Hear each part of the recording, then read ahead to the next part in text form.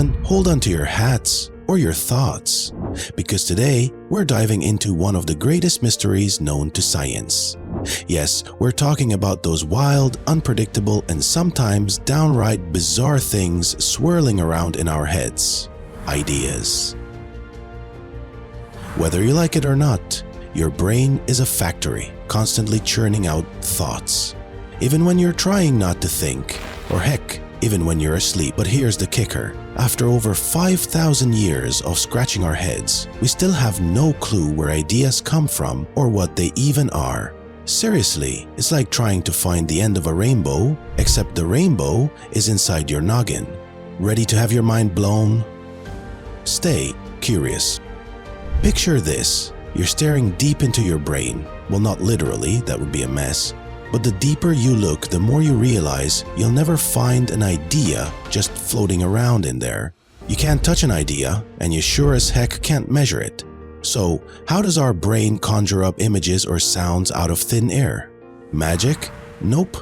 Our brains are like supercomputers, but instead of binary code, they're running on pure abstract thoughts. We've created entire civilizations on this crazy power. 100,000 years of history, built on nothing but these ethereal brainwaves. Now, thanks to advances in neuroscience, we're finally starting to crack the code, but spoiler alert, we're still not quite there yet. Now get this, our thoughts are so powerful that Chile actually made it illegal to steal them in 2021. Yeah, you heard that right, thought theft.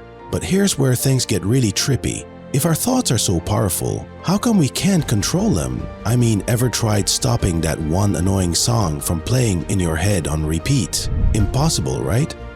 So, how do we harness this power for good rather than letting it drive us crazy? Let's take a trip back about 100,000 years. Our brains have been on a long, strange journey. Think of it as an evolutionary road trip from a bunch of simple nerve pathways to the 86 billion cell wonder we know and love today.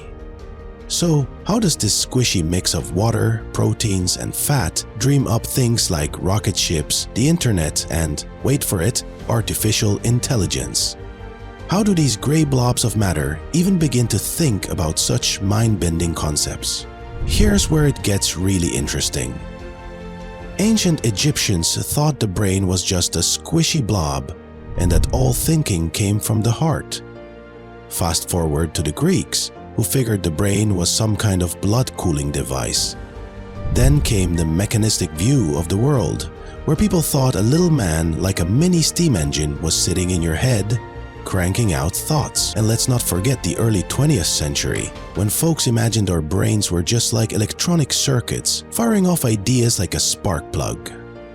And now, in the age of AI, we're convinced that ideas somehow pop out of our neural networks.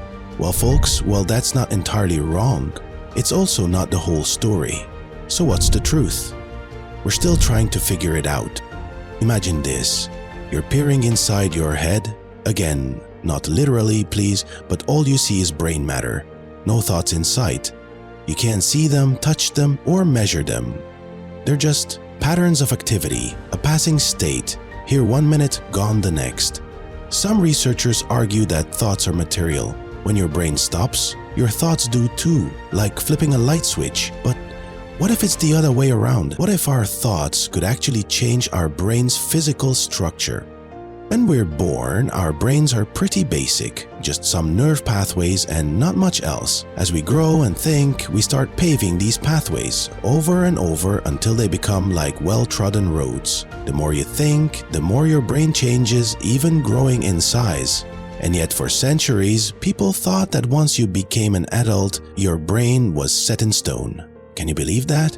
No more changes, no new tricks. Well, that's a load of hooey. Our brains keep evolving until the day we die. No joke. It's called neuroplasticity, and it's why even an old dog can learn new tricks. But here's a plot twist. Our thoughts don't just mess with our brains. They actually mess with our entire body chemistry. Different kinds of thoughts use different neurotransmitters. Positive thoughts? They're all about that dopamine and serotonin. Feel-good stuff. Negative thoughts, they go straight for the adrenaline. Fight or flight, baby. So, Could our thoughts be the key to unlocking our body's internal medicine cabinet? Could we really think our way to better health? A great example of this is the placebo effect. That sneaky little trick where you think a sugar pill is real medicine and boom, you start feeling better. Our minds are so powerful they can even fool our bodies into healing themselves.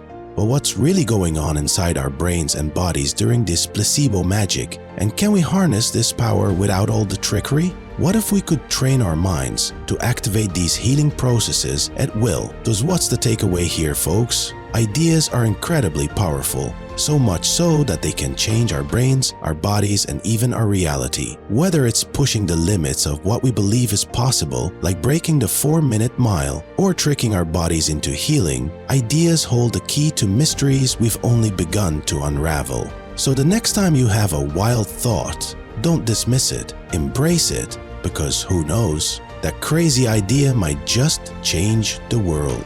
If you enjoyed this video and it sparked your curiosity about how our minds work and how ideas are generated, don't forget to support us by subscribing to the channel. Hit the like button, share this video with your friends who love exploring the mysteries of the human brain, and make sure to turn on the notification bell so you never miss our next video. Thank you for your valuable time and see you in the next one. Stay curious.